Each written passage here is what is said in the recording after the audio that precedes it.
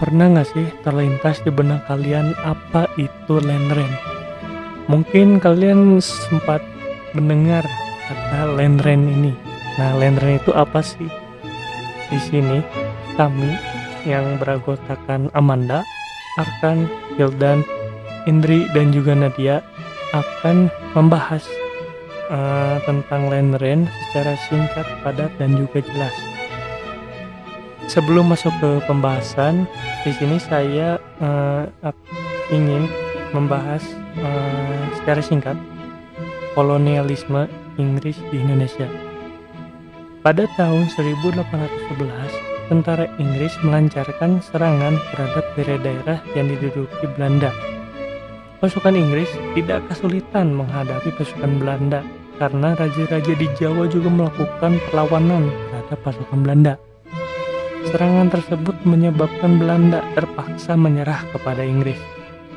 Akhir dari penjajahan Belanda Prancis itu ditandai dengan kapitulasi Tuntang yang ditandatangani pada tanggal 18 September 1811 oleh Samuel of Murti dari pihak Inggris dan Jensen dari pihak Belanda.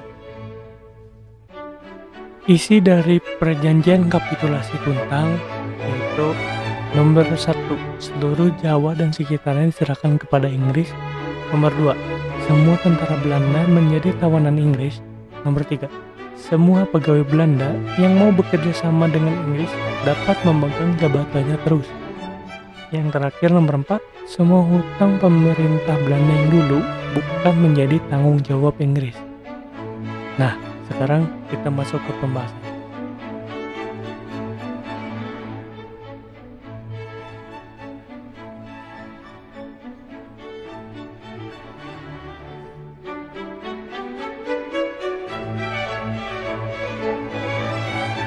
Land Rent System. Awal mula pada 1602 Inggris mengirim utusan ke Banten di bawah pimpinan Sir James Lancaster guna membentuk hubungan bilateral.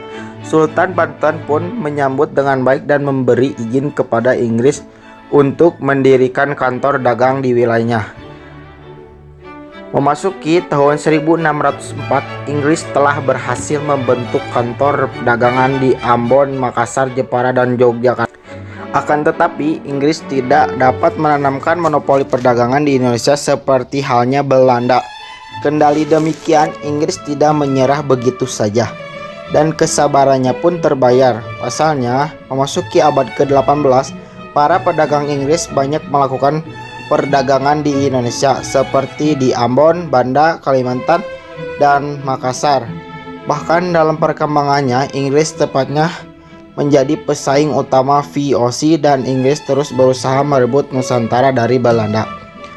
Saat pemerintahan Hindia Belanda digantikan Inggris pada 1811, pemerintahan Inggris langsung menanamkan kekuasaan terutama di Pulau Jawa.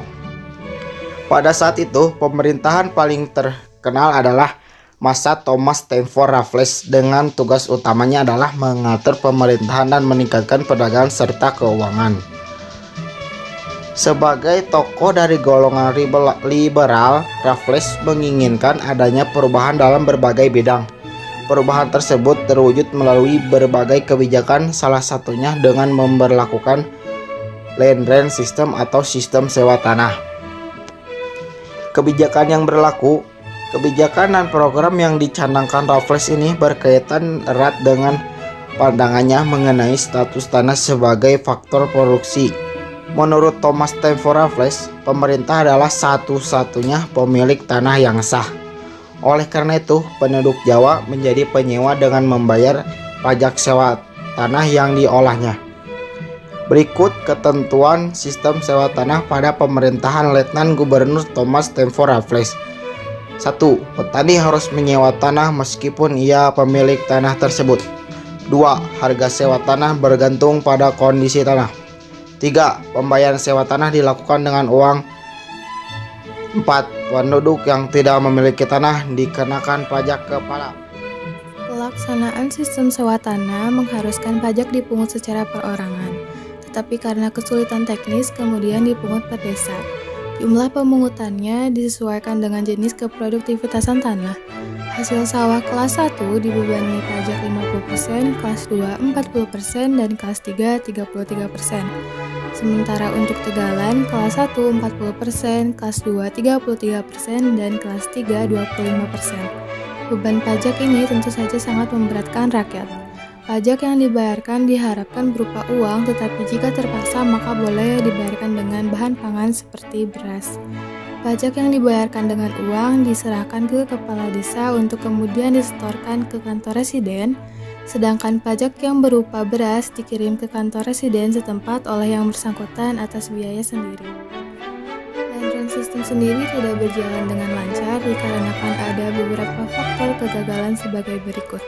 1. Budaya dan kebiasaan petani yang sulit diubah. 2. Kurangnya pengawasan pemerintah.